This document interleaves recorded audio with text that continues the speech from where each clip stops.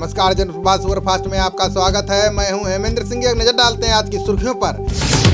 PM Modi ने Indian chamber of commerce के विशेष कार्यक्रम को किया संबोधित। बोले, सरकार का लक्ष्य कोरोना रोकने के साथ अर्थव्यवस्था को पटरी पर लाना है। कार्यक्रम में पीएम मोदी ने आपदा को अवसर में परिवर्तित करने पर दिया जोर। बोले, आत्मनिर्भर भारत को बनाना होगा देश का बड़ा टर्निंग पॉइंट। पीएम मोदी बोले, एमएसएमई उद्योगों की सरकार ने बदली परिभाषा। कहा, लोगों के लिए लोकल से वोकल होने का समय। पीएम मोदी ने लोगों से की छोटे व्यापारियों से सामान खरीदने की अपील। बोले, आयात करने वाली वस्तुओं को भारत में ही बनाने पर सरकार का जोर।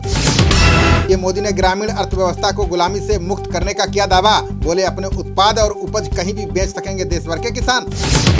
2 जुलाई को प्रधानमंत्री कर सकते हैं राम मंदिर के लिए भूमि पूजन। ट्रस्ट ने पीएम मोदी को भेजा निमंत्रण पत्र। भारत चीन के बीच एलएसी पर मेजर जनरल स्तर पर हुई बातचीत। दोनों देशों के सैन्य कमांडरों ने बातचीत को बताया सकारात्मक।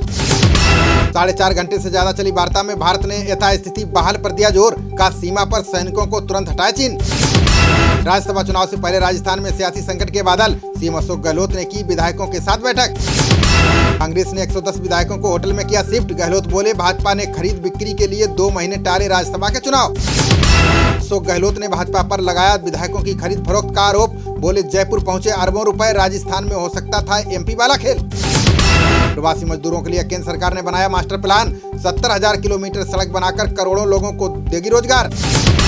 गरीबों के लिए 50 लाख आवासों का भी निर्माण करेगी सरकार। प्रवासी मजदूरों को अपने गृह राज्य में मिलेगा काम। सबसे ज्यादा टेस्टिंग करने वाला दुनिया का 4था देश बना भारत। देश भर में अब तक 52,13,000 से ज्यादा नमूनों का हुआ परीक्षण। हर 10 लाख की आबादी में 3,500 लोगों में कोरोना की हुई जांच। टेस्टिंग रेट में भारत से आगे हैं सिर्फ अमेरिका, रूस और यूके। देश भर में पिछले 24 घंटे में 11,156 कोरोना के नए मामले आए सामने। 24 घंटे में रिकॉर्ड 357 लोगों ने गंवाई जान। देश भर में कोरोना पॉजिटिव मामलों की कुल संख्या हुई 2,86,579। 1,37,448 सक्रिय मामले और 1,41,029 लोग हो चुके हैं ठीक। पिछले 24 घंटे में दिल्ली में कोरोना से 110 लोगों ने गंवाई जान। सबसे ज्यादा महाराष्ट्र में 149 लोगों ने तोड़ा दम। गुजरात में 34, यूपी में 20 मरीजों की गई जान। तमिलनाडु में 19, पश्चिम बंगाल में 17 और तेलंगाना में 8 ने तोड़ा दम। मध्य प्रदेश और हरियाणा में 7-7, राजस्थान में 4 लोगों की गई जान। कर्नाटक, जम्मू कश्मीर में 3-3 तो उत्तराखंड में 2 लोगों ने तोड़ा दम। जम्मू कश्मीर के राजौरी में पाकिस्तानी सेना ने तोड़ा सीज फायर। भारतीय सेना ने दिया मुंहतोड़ जवाब। भारत का 1 जवान शहीद। भारत के पक्ष में उतरी नेपाली महिला सांसद सरिता गिरी के घर पर हमला। नक्शे में बदलाव के लिए संविधान संशोधन विधेयक का किया था विरोध। महिला सांसद की शिकायत के बाद भी पुलिस नहीं कर रही है मदद। देश छोड़ने की मिली धमकी। घर के बाहर लगाए गए काले झंडे। कोरोना टेस्ट को लेकर सरकार बनाने जा रही है एक्शन प्लान। अब सूंघने की क्षमता में कमी, स्वाद ना चख पाने पर भी होगा कोरोना टेस्ट। टिड्डी की समस्या पर 18 जून को हो सकती है भारत पाक की पहली बैठक।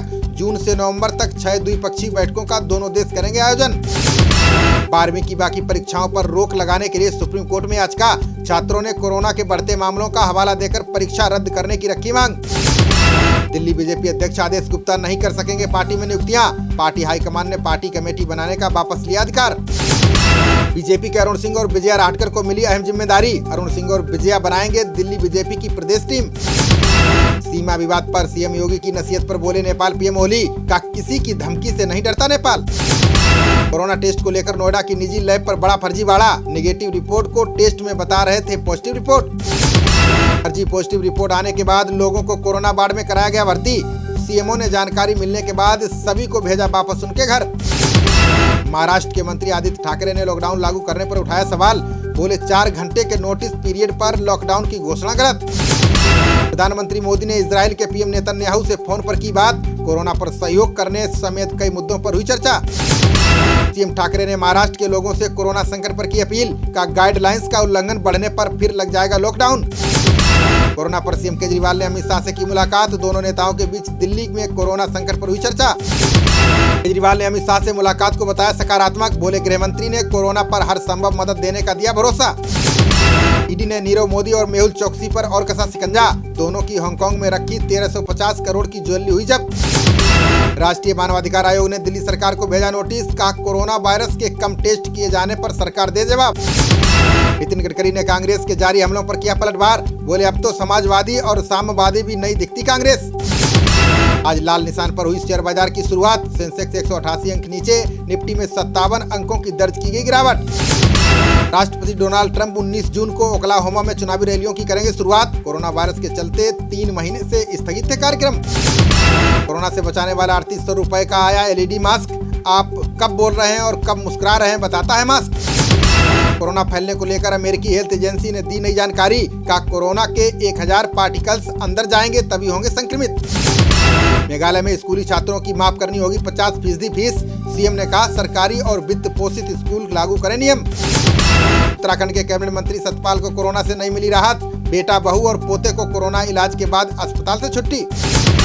जन्मदिन पर बेटे तेजस्वी ने लालू यादव से रांची में की मुलाकात। रिम्स में बेटे ने पिता को बधाई देकर बिहार चुनाव पर की चर्चा। नोएडा में अब तक 19 पुलिसकर्मियों को हुआ कोरोना संक्रमण। 13 कर्मी ठीक होकर वापस लौटे घर। 6 कर्मियों का उपचार जारी। केंद्र सरकार ने कोरोना संकट में ई-वे बिल की बढ़ाई मियाद का 24 मार्च या उससे पहले के बिल 30 जून तक होंगे मान्य। सौरव गांगुली ने IPL टूर्नामेंट के भविष्य पर दिया बड़ा बयान। बोले खाली स्टेडियम में भी आयोजित कराया जा सकता है IPL।